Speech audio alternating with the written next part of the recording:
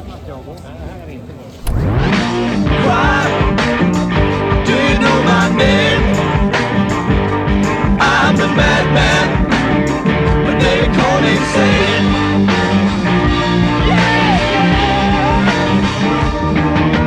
Cry. Do you know my name? I'm the sad man, they call me insane.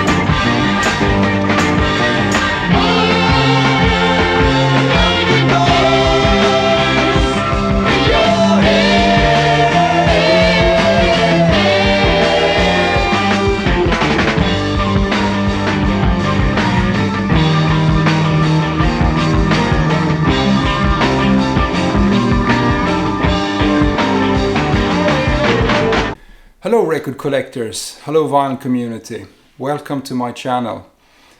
My name is Jonas and I'm a record collector from Stockholm, Sweden. And every year here in Stockholm we have this big record fair. It's the biggest record fair in Scandinavia and it's every September and every February. And every time there's a record fair, at least the last 2-3 times, I have done a report video from the record fair where I show you what's going on at the fair and what I bought and stuff like that. And that is what this video is gonna be about. I'm always there as both a buyer and a seller. Me and a friend, we have a table, so we like share a table. So I have a few crates and he has a few crates and we like sell stuff from our collections.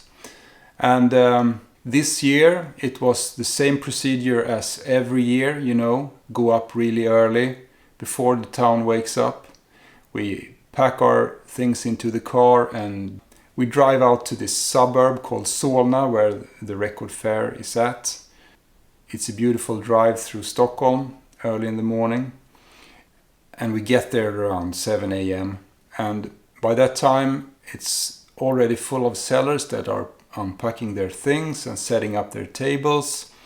So it's a really great time to start to browse through different sellers and see what they have and start to do early deals before the record fair is open to the public.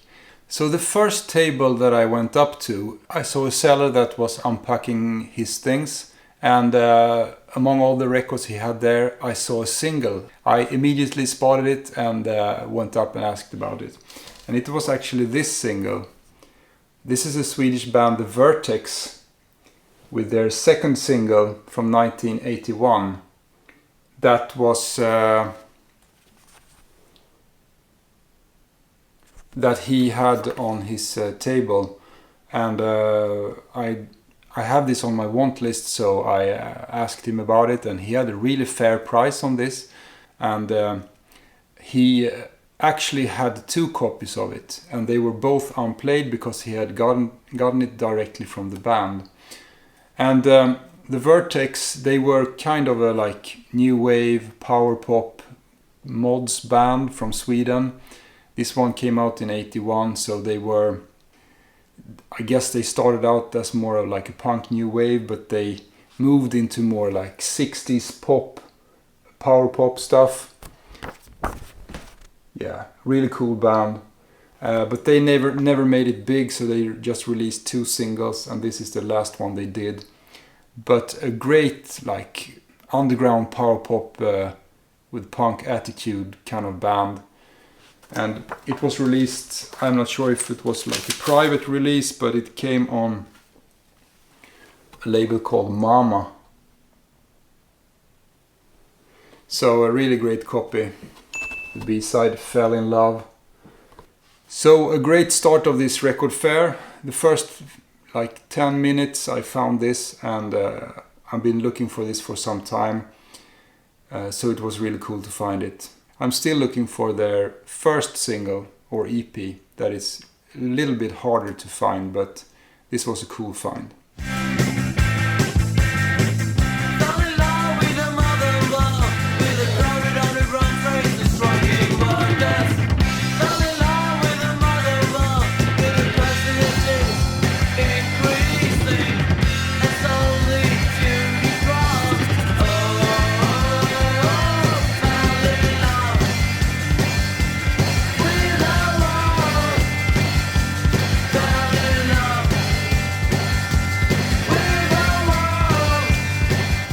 from the same seller that I got Vertex, I also picked up a copy of Devo, Freedom of Choice. Their, I think it was 1980 record, yeah. And this was their like big hit record when they had, it has a Whip It on it, their big, really big hit. Released on Virgin in the UK. But I mean, I love Devo. I have you know, all the early singles that they did pre Brian Eno, and also the early first record with Brian Eno, and I just love that type of music. But I didn't have this record, and the early Devo, they were like this, what do you call it, art rock, new wave, very political and criticizing with satire, you know, the Western society with consumerism and stuff like that. So I just loved it. Devo is of course de-evolution, short for de-evolution. And they were talking about how the decline of the Western civilization. And I mean, this was like 40 years ago or something. And I mean, they were totally right about what was going on. And there's a fantastic documentary on Devo. I don't remember the name right now, but check that out if you want to dive in more into Devo. More synth pop sounds on this record than on their earlier records. They have moved more towards electronic music. And they had these really cool hats, of course. Iconic hats.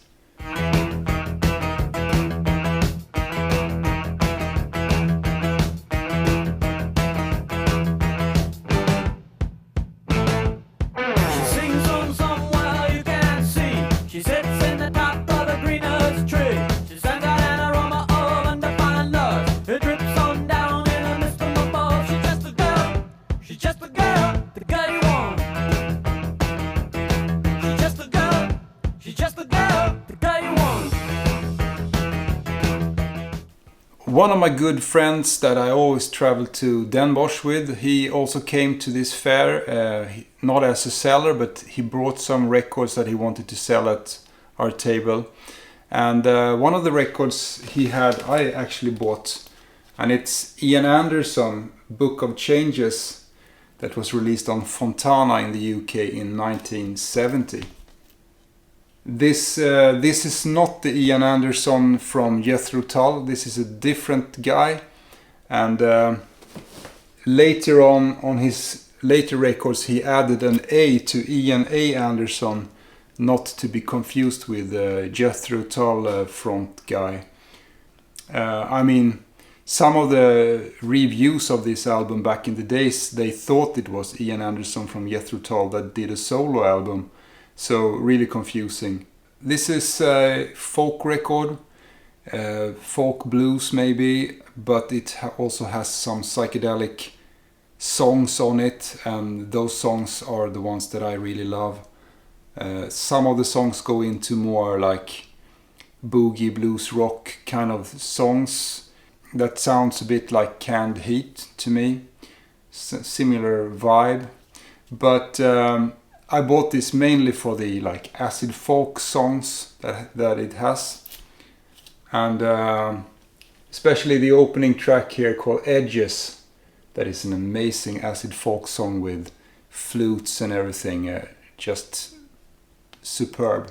Ian A. Anderson, he later started the Village Thing label that released some cool folk records in the early 70s. But this was his debut. That came out on Fontana in the UK. I had this on my want list, but I wasn't looking for it actively. But when the opportunity knocked, I answered, and I got it with me home. So thank you, Peter, for this one. Really enjoy it.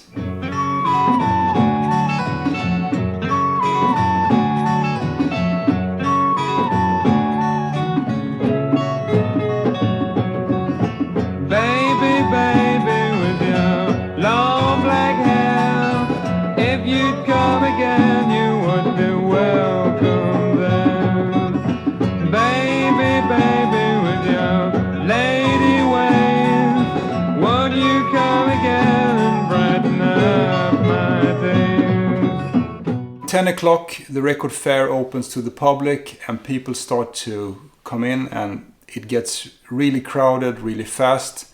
And from that point on, it's like harder and harder to like come up to the crates and flip. People everywhere, but also tons of great people come there, you know, friends that you haven't seen in a long time, other collectors that you know but only meet on the record fair. So it's a really great social place to like meet like-minded people, and that's why I really love to go to these record fairs. And one really cool thing that happened at my table where I was selling, two really friendly guys came up and talked to me. They were from Poland, and they have come all the way from Poland up to Stockholm to go to this record fair. And they told me the reason they went up to Stockholm was because they have seen my video on YouTube where I reported from the record fair. So I was directly responsible for them being there. So it was really mind-blowing to see how this YouTube thing really like inspire people to travel and go to record fairs. And they were super friendly. They were called Mark and Paul, and we talked for a bit, and they bought some records from me. And one of the guys, Paul, he was writing a book about Polish records. He was a kind of expert on Eastern Europe and Czechoslovakia and Romania and Poland and records that had been recorded in the 60s and the 70s. And that sounded really interesting, and I'm really looking forward to read that book when it comes out. But they were super friendly, and it was great to meet them. And Mark and Paul, thank you for stopping by, and I will see you in Den Bosch. Why do you know my name? I'm the madman, but they call me insane. So I sold quite well, and it was a lot of fun to meet up with all those people. But I also bought more records, and from another friend of mine that was selling there at the fair, I picked up a Kraftwerk record, Radioactivity, from 1975, and I have been looking for this for some time. This is a US original. I would like to find the German one, but the US is fine for now, and it was a really nice copy, as you can see. Very, very clean. And this one also had the untouched sticker sheet with those really cool radioactivity stickers. It's quite rare to find it with this complete arc. And it also came with this inner sleeve in great condition. And the US original looked like this on Capitol Records. So really cool to find that one from as I said, from another body of mine. And this is the album that came after Autobahn, and it's the first album that they recorded in the famous Kling Klang studio that they built in Düsseldorf. I was listening to this now, like refreshing it, and you can really hear how influential this album is on, you know, the British synth pop bands that came in the 80s, like Depeche Mode or Visage or Ultravox or those kind of bands.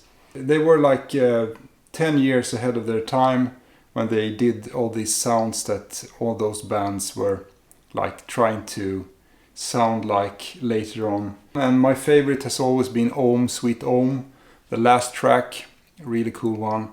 But Radioactivity, the song, is also really great.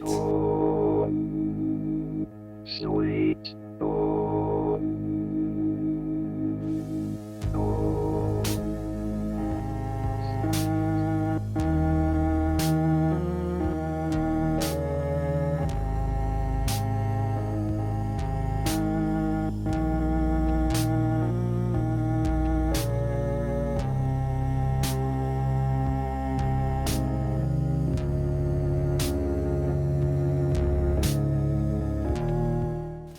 Yeah, I also picked up a copy of the White Album by the Beatles.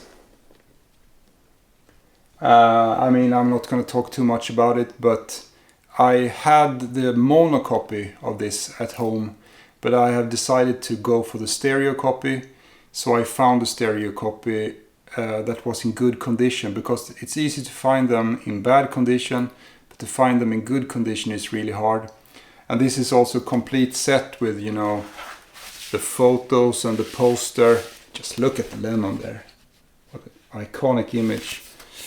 So it has the posters, it has the black inners, and yeah, it was a complete set in a good condition. So I'm gonna sell my UK original mono pressing of this, also a complete set, and I'm gonna keep this stereo pressing because I think it's the better mix.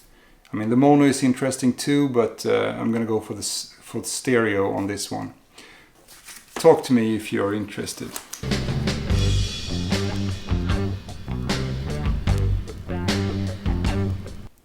You know, the record collecting world is quite a small world. At least, I mean, when I bring a rarity to sell, it's most likely it's going to be one of my friends that buys it, and I buy records from other people that I know. So these records go around between collectors, and we trade and sell to each other. But that's just the way it is. And the next single that I bought was also from a friend of mine that was there and selling, and it was a pretty rare single by a band called Griffin, called I'm the Noise in Your Head. I'm the Noise in Your Head. What a great title for a single. This is a fantastic, like, psychedelic rock, acid pop kind of song from '69. And Griffin, they were before this they were called Skip Bifferty. And Skip Bifferty released an album and a couple of singles in the UK, 67, 68 or something like that. But on this single they called themselves the Griffin, but they only released this single. And it's a like killer song. And I hadn't heard it before, but he recommended it to me and I listened to it, and I liked it, so I bought it. I have played it a couple of times and I really, really like it now. And in the opening sequence in this video where I showed pictures from the fair, I had this as a background music. Griffin, I am the noise in your head. What a cool title, what a cool single. So thanks Jens for recommending this to me, and I'm really glad that I picked it up. Why do you know my name? I'm the madman, but they call me insane. Another quite obscure record that I picked up was this Joe Rosanova and the Vineyard. A record from 1968 that is mostly kind of a lounge record, or like a crooner record, or doo-wop kind of, not really my cup of tea. But I bought it because it has one absolutely killer psychedelic track on it. It's from 1968, and in those times anything could happen. So even on a lounge record like this, they could sneak in some psychedelic moments. And it's the song Dreams of You, the first song on the B-side. That is a killer psychedelic track. Really, really cool. So I found this really cheap. It's not an expensive record, but on the other hand, I guess it's mostly one song that you get. I haven't listened to the rest of the album yet, but I'm gonna dig into that. Really cool label, Astro Sonic Production. Maybe the rest of the album is great as well, but I got it mostly for the Dreams of You song. A really nice psychedelic trip.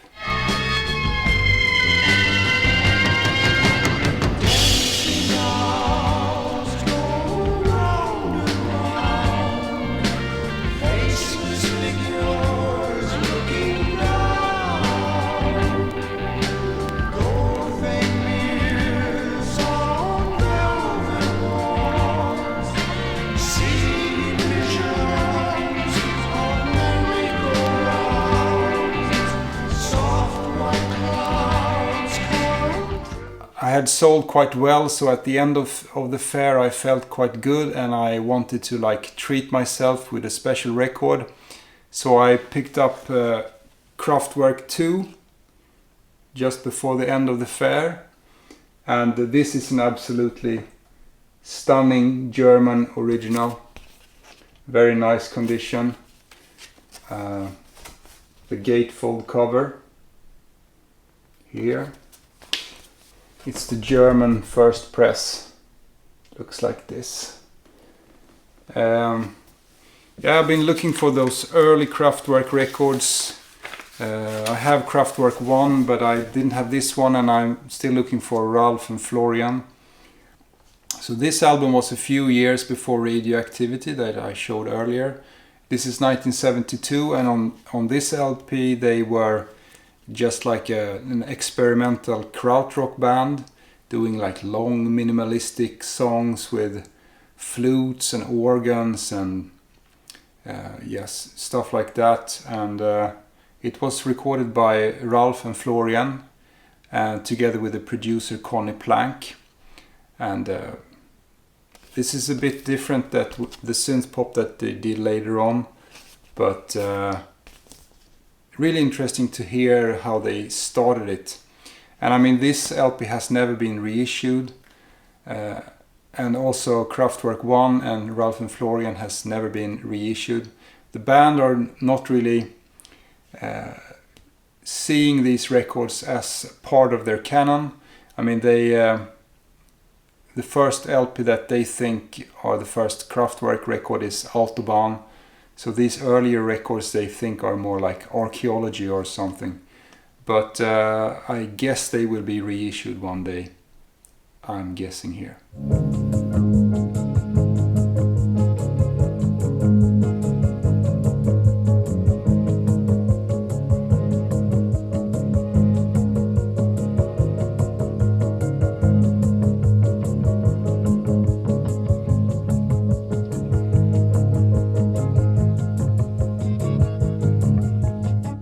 So it was a long and it was a great day, hanging out with friends, buying records, selling records, and just like breathing records all day.